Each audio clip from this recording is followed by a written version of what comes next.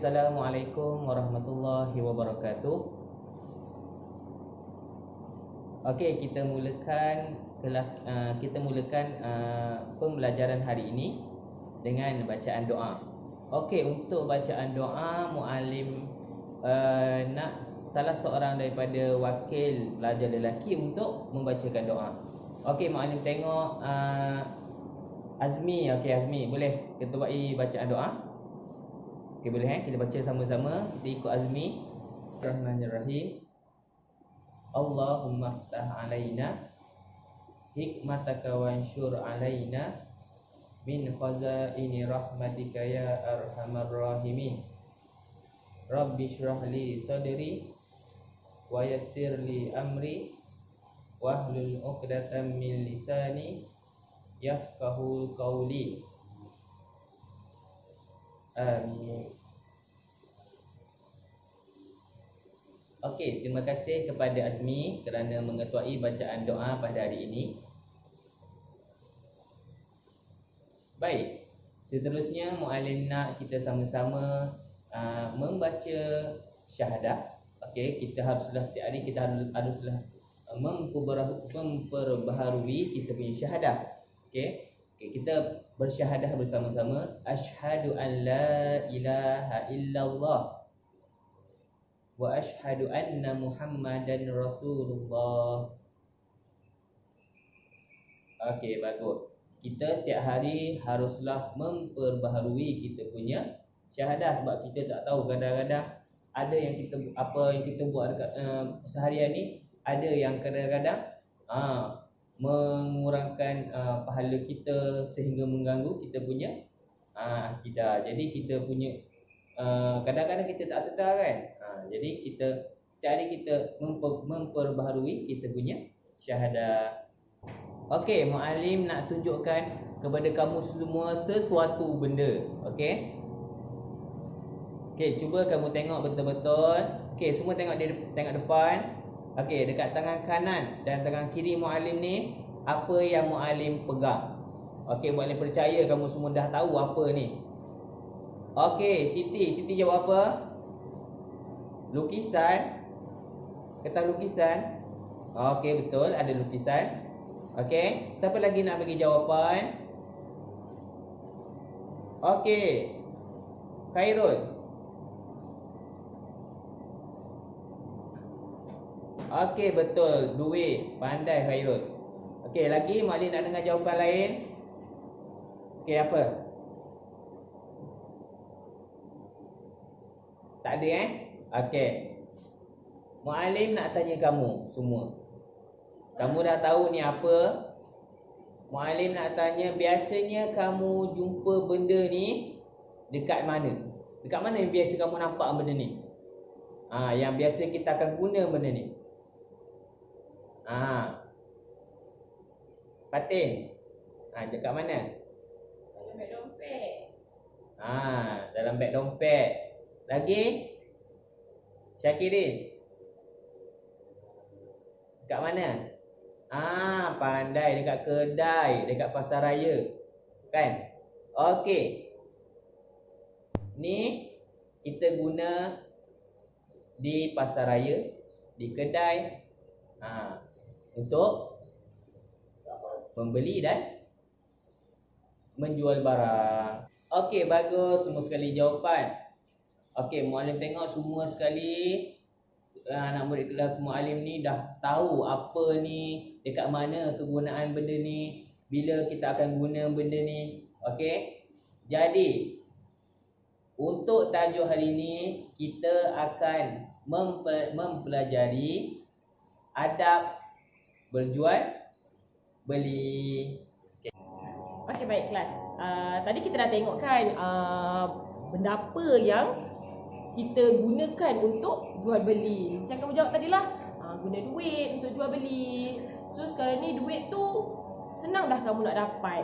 Hari-hari kamu bawa duit kan pergi sekolah. Okay, sekarang ni muallimah nak ajar pula apa itu jual beli. Berkaitan dengan tajuk kita pada hari ini, iaitu adab menjual beli. Okey, baik. Sekarang ni boleh tengok dekat slide Mukadimah ni. Mukadimah ada tunjuk maksud jual beli. Okey. Mukadimah nak Firdaus, boleh tak tolong bacakan? Yang lain dengar Okey. Okey, terima kasih Firdaus. Mukadimah nak seorang lagi mana? Mukadimah nak Aminah. Cuba baca kuat-kuat sikit. Apa maksud jual beli ni?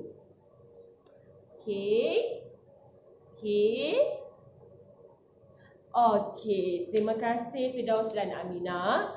Okey, macam yang Firdaus dan Aminah sebutkan tadi, maksud jual beli adalah proses pertukaran barang ataupun proses menjual dan membeli yang melibatkan dua individu mengikut syarat-syarat yang tertentu. Okey, siapa dua individu yang Mukadimah sebutkan tadi? Macam mana Firdaus dan Aminah sebutkan tadi, adalah proses pertukaran barang oleh peniaga dan pembeli. Itulah dua individu yang terlibat dalam proses jual beli ni. Okey, baik. Dalam fiqh Islam juga, jual beli ni dia ada nama lain dia, iaitu muamalat. Okey kelas. Bila kita sebut tentang proses pertukaran barang di antara dua individu, iaitu penjual dan pembeli ni, kita sebenarnya dah nampak dengan jelas. Sebab aktiviti ini ataupun proses ni kita dah pernah laluinya sendiri. Contoh macam kita, macam kamu kat sekolah, lapar, waktu rehat pergi kantin, nak beli makanan. Dekat situ dah berlaku proses pertukaran barang dengan duit. Lepas tu individu yang terlibat adalah penjual dan pembeli. Siapa tu penjual? Makcik kantin lah. Siapa pula pembeli? Kamulah. Faham tak? Okey, ada apa-apa persoalan? Apa dia Ali? Ali tanya, maksudnya kalau berniaga ni memang dua individu je ke yang terlibat, Mukadimah? Yelah, dua individu je lah yang terlibat. Mesti ada seorang penjual, mesti ada seorang pembeli. Kalau ada seorang penjual je tak ada pembeli, tak jadilah proses jual beli. Begitu juga kalau ada pembeli je tak ada penjual, pembeli tu nak beli apa kan? Tak jadi proses jual beli. Sebab bila proses jual beli ni, dia mesti melibatkan dua individu. Ada penjual dan ada pembeli. Okey, Mukadimah pula nak tanya dekat kamu, macam mana pula penjual pembeli ada tapi barang tu tak ada? Macam mana? Ada duit je, barang tak ada. Jadi tak proses jual beli? Macam mana? Apa dia jawapan dia? Ahmad cakap tak jadi. Kenapa Ahmad? Boleh tak Ahmad terangkan sikit? Okey. Betul lah Ahmad cakap tadi. Sebab kita dah tengok kan dekat maksud jual beli tadi, pertukaran barang dengan barang ataupun barang dengan duit. Maksudnya kat sini mesti kena ada dua. Ada dua benda. Kalau penjual tadi dia mesti ada barang, pembeli pula dia mesti ada duit. Sebab dia nak tukar. Kalau tak ada, seorang je yang ada, seorang ni tak ada, menerima je, tak jadi juga proses jual beli. Itu dah jadi proses sedekah lah kan? Okey. Sekarang ni Mukadimah harap apa yang Mukadimah ajar tentang maksud jual beli ni kamu faham, jelas. Nampak tak? Ke ada apa-apa yang macam kamu rasa macam tak faham lah Mukadimah jual beli ni? Faham tak?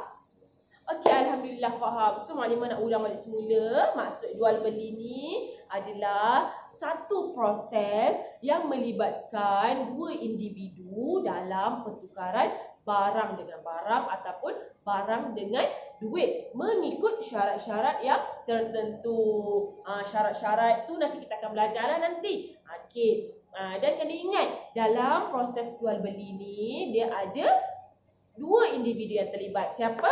Barisan ni, siapa individu yang pertama yang terlibat dalam proses jual beli? Aiwah Mumtaz, penjual. Yang kedua, mesti ada siapa? Bila dah ada penjual, okey, mesti ada pembeli. Bila ada penjual dan ada pembeli, maka berlakulah proses jual beli. Tapi jangan lupa pula, bila dah ada penjual dengan ada pembeli, mesti ada barang yang akan perniagakan. Maksudnya bila ada barang akan tukarkan dengan duit ataupun barang dengan barang. Kalau satu pihak je ada sesuatu benda tu, pihak lagi tak ada, maka tidak jadi juga sebagai proses jual beli. Okey, Maklimah rasa untuk maksud jual beli ni semua dah faham. Baiklah, sekarang Muklimah akan terangkan berkenaan dengan hukum jual beli. Apakah hukum jual beli dalam Islam? Ada siapa-siapa tahu tak? Ilman, tahu tak? Tak tahu? Tak apa. Okey, Muklimah akan terangkan ya. Hukum jual beli dalam Islam adalah harus. Apa dia, Asyikin? Harus. Okey. Selagi ianya tidak berkait dengan perkara-perkara haram. Jadi hukum adalah harus. Okey, contohnya lah ya. Okey, Muklimah bagi contoh. Ilman tadi. Ilman ibu dia suruh minta pergi beli gula dengan garam. Kenal kan gula dengan garam? Takkan tak kenal kan? Okey. Gula dengan garam ni barang keperluan kan?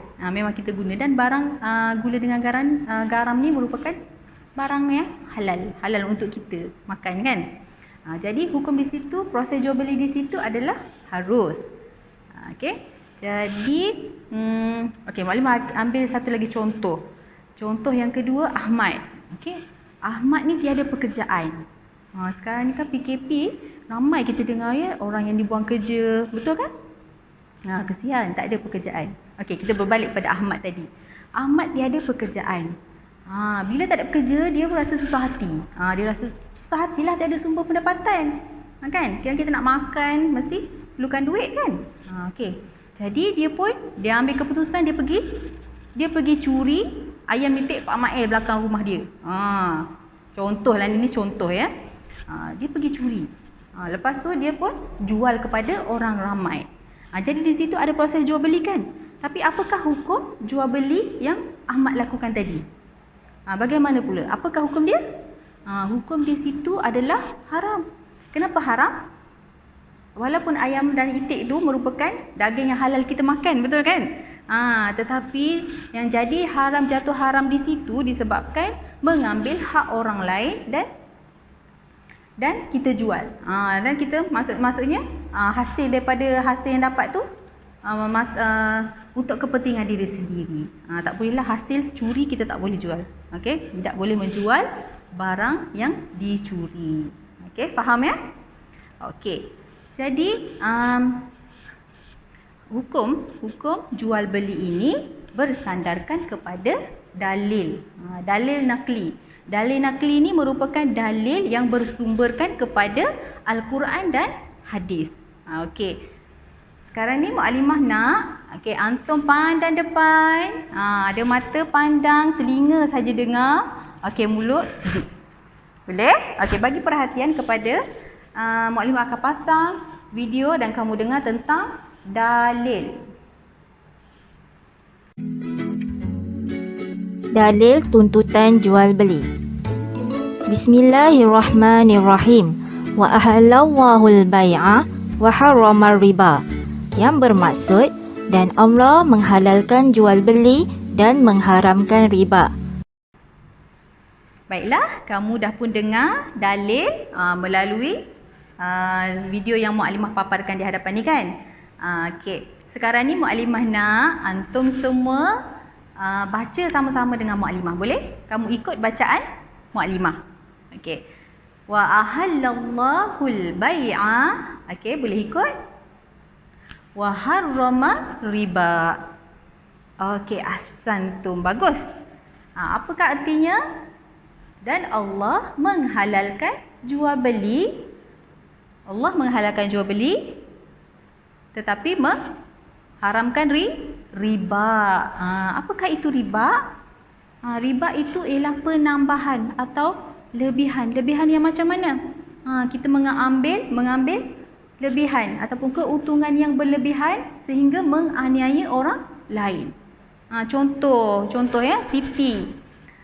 Siti, contohlah Muklimah nak pinjam duit daripada Siti. Okey, Siti, Muklimah tak ada duit, contoh. Okey. Muklimah nak pinjamlah RM2. Oh, Siti kata boleh. Boleh Muklimah, tapi Muklimah kena bayar RM4 tau. Jadi di situ berlakunya riba kan? Kesian, orang dah tak ada duit. Ini dari segi pinjaman ya. Dari segi pinjaman. Ataupun kalau kita menjual barang tu, modal kita RM10, tapi kita jual dengan harga berapa? RM50. Jadi harga itu tidak munasabah, kan? Kita mengambil keuntungan yang berlebihan.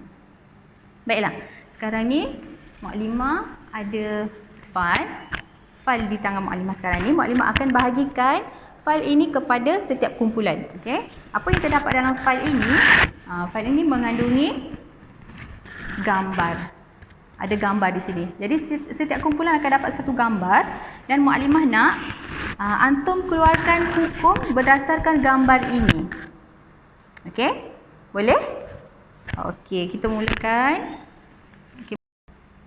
Baiklah, kamu semua dah dapat file berserta dengan gambar kan masing-masing. Jadi Muklimah bagi masa lebih kurang 1 hingga 2 minit untuk kamu fikirkan, teliti gambar tersebut dan cuba berbincanglah dalam ahli kumpulan itu, keluarkan apakah hukum berdasarkan gambar tersebut.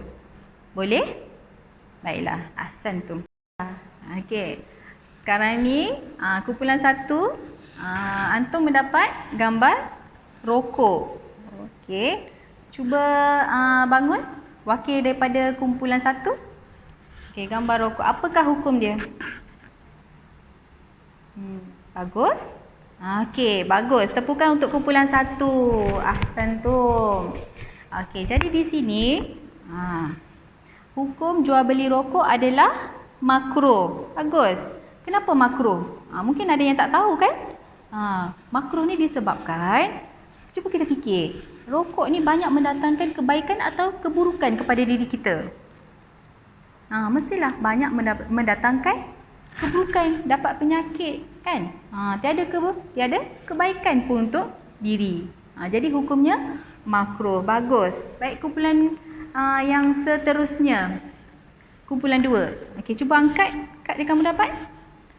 Okey. Okey, arak, betul? Baik, apakah hukum dia yang kamu bincang bersama-sama kumpulan kamu? Alhamdulillah, bagus. Okey, bagus.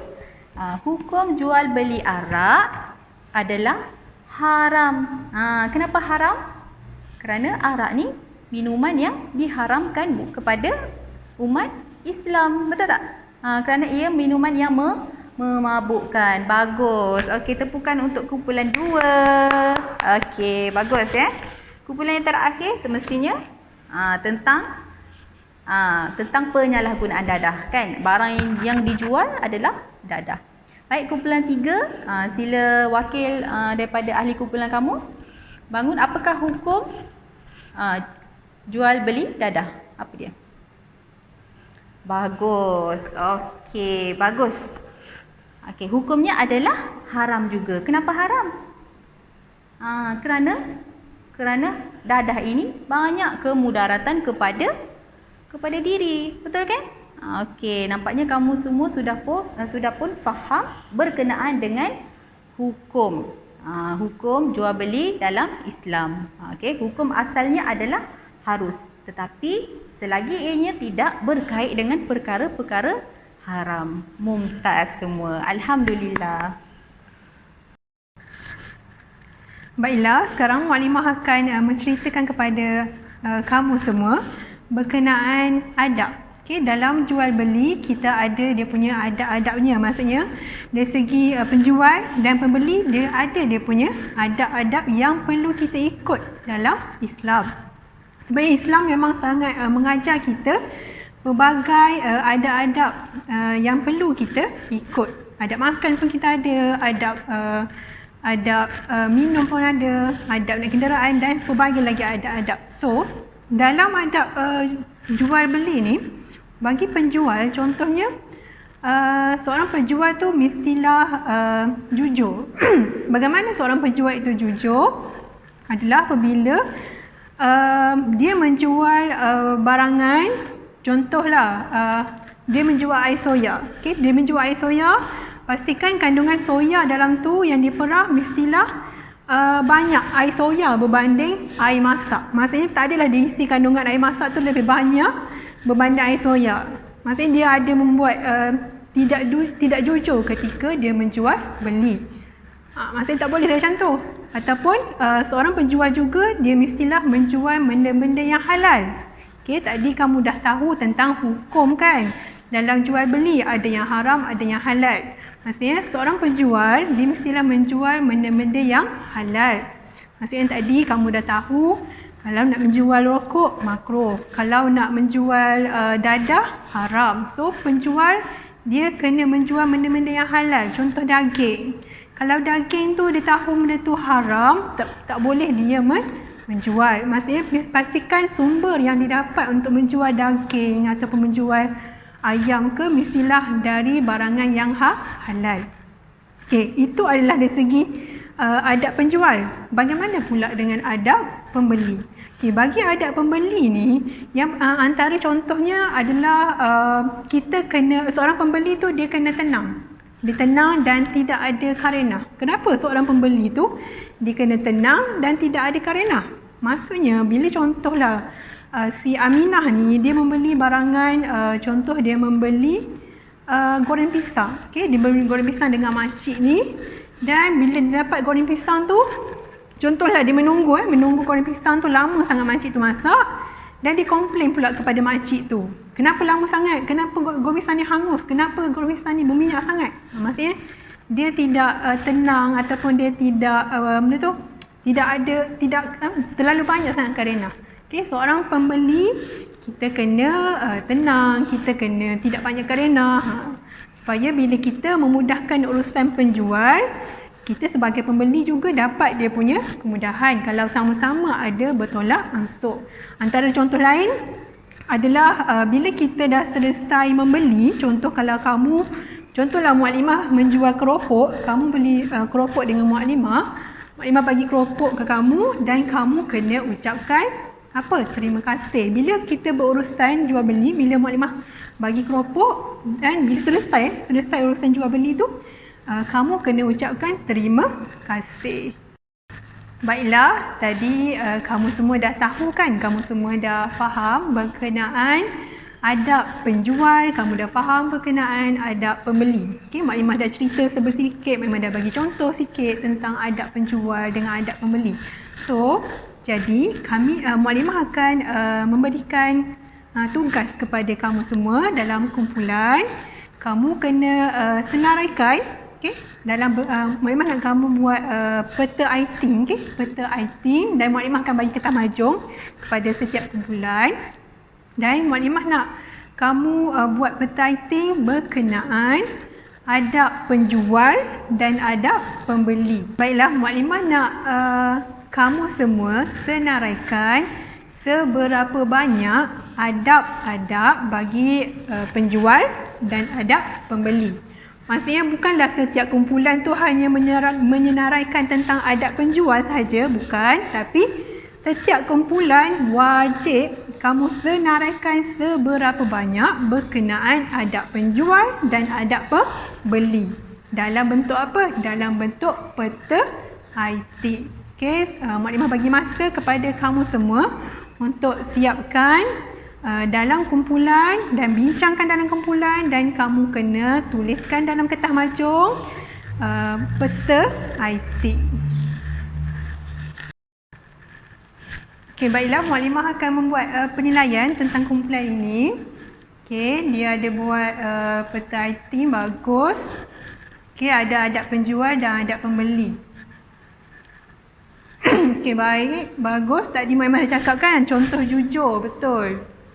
Okey, dia buat lagi ada 7. Okey, 7 adab dalam penjual. Mengucapkan terima kasih setelah selesai urusan. Okey, betul. Sabar dan bertolak ansur. Okey, betul. Memang seorang penjual dia kena sabar dan bertolak ansur. Okey, baiklah, kita tengok pula kepada adab pembeli yang dibuat oleh kumpulan ini. Yang pertama dia buat apa? Berkomunikasi secara baik. Betul. Memang seorang pembeli dia kena ada komunikasi yang baik. Betul. Bagus kumpulan ni. Lagi apa lagi yang adab yang lain daripada kumpulan yang lain? Sabar menunggu giliran ketika membeli. Ya, betul. Seorang pembeli kita kena sabar. Jangan tiba-tiba tergopoh-gopoh nak laju ke apa, tak boleh. Okey, bagus untuk kumpulan ini, mumtaz.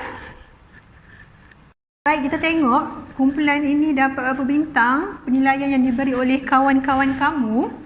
Okey, dia dapat 1 bintang, 2 bintang, 3 bintang, 4 bintang dan 5 bintang. Bagus.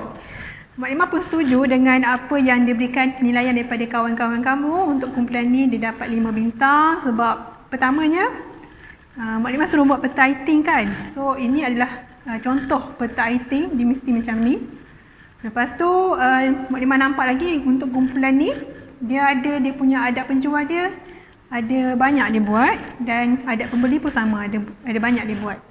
Okey, alhamdulillah ini merupakan kumpulan terakhir yang memang tengok untuk kita punya pembentangan ni. So kamu dah faham dah berkenaan apa itu adab penjual dan apa itu adab pembeli.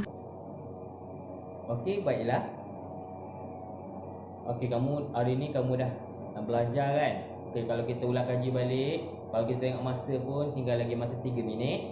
Okey, sebelum Muallim akhiri kelas kita pada hari ini, Muallim nak ulang balik apa yang Muallim ajar hari ni. Muallim nak tengok kamu ingat tak, ataupun kamu berikan tumpuan tak, fokus tak kepada apa yang Muallim ajar hari ni. Okey, Muallim nak tanya dulu tentang pengertian jual beli. Okey, Firdaus dekat belakang. Okey, jawab. Okey, bagus. Okey, maknanya Firdaus dah faham dan dia fokus. Okey, pengertian jual beli kan. Okey, proses pertukaran barang kan. Okey, seterusnya Muallim nak tanya, okey, belajar perempuan pula. Okey, Afika. Okey, Afika. Apakah hukum jual beli yang kamu belajar hari ini? Apa? Harus pandai. Bagus, Afika. Okey, sebenarnya dalam jual beli ni banyak hukum. Ada yang harus, kamu belajar harus kan. Mana tu jual beli yang normal lah, kita beli barang, jual barang kan, yang tak ada masalah. Yang makruh bila kamu jual beli perkara barang-barang yang makruh lah. Contoh kamu jual beli rokok dan sebagainya. Dan ada yang jual beli yang haram. Walaupun Muallim jual beli pun haram. Ada haram. Kalau kamu jual beli benda yang haram, contohnya arak. Okey, makan benda-benda yang haram. Jadi jual beli itu akan jadi haram. Walaupun Muallim saya bayarlah dengan harga, contoh arak tu harga dia RM10, saya bayarlah RM10, tak tipu pun, betul. Tetapi jual beli itu haram sebab kamu jual benda yang haram. Okey. Dan yang terakhir, Muallim nak tanya sikit tentang adab jual beli. Okey, sekarang Banin cari Banin pula. Mana yang nampak tak fokus, Muallim nak tanya. Okey, Ahmed. Okey, Ahmed.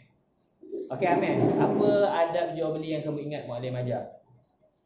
Okey, adab sebagai pembeli lah. Okey, bagus. Okey, Banat pula. Muallim nak pilih Fatimah. Okey, Fatimah. Muallim Ahmed dah sebut tentang adab pembeli. Okey, apa adab penjual? Okey, bagus. Okey, antara adab pembeli dan penjual, adab pembeli, okey, waktu membeli barang tu awak jangan gunakan perkataan yang kasar. Waktu awak nak beli, contoh, lepasnya awak nak pergi kantin ataupun nak pergi koperasi sekolah kan, jangan guna bahasa-bahasa yang kasar. Saya nak ni. Jangan. Cakap elok-elok. Cik, boleh saya nak beli yang ni. Cakap elok-elok. Kalau kamu cakap dengan cara yang baik, penjual pun akan layan dengan cara yang baik. Okey. Dan adab sebagai penjual, contoh nanti kamu dah besar kan, sekarang ni kamu ataupun kamu nak tahu siapa yang ayah dia ada berniaga atau mak dia ada kedai runcit ke, jual apa-apa ke, jual sayur ke apa, macam mana kamu nak praktikkan, kamu nak amalkan kamu punya adab sebagai penjual. Okey, jangan menipu. Contoh, kamu jual buah tu RM5, tiba kamu tipu, tak 4 dah lah, tak 4 je, RM1. Kamu dapat duit RM1, tapi kamu tipu dia, tak bagi lagi kurang bilangan buah. Jadi tak baik. Itu bukanlah suatu adab yang baik. Okey, sebelum muallim akhiri kelas kita pada hari ini, okey, kita akhiri kelas kita dengan aminkan doa muallim. Okey, muallim akan bacakan doa, semua sekali aminkan. Okey, bismillahirrahmanirrahim. Tadah tangan. Allahumma faqihna fid din wa 'allimna ta'wil waj'alna min ibadikas sholihin walhamdulillahi rabbil alamin. Assalamualaikum warahmatullahi wabarakatuh.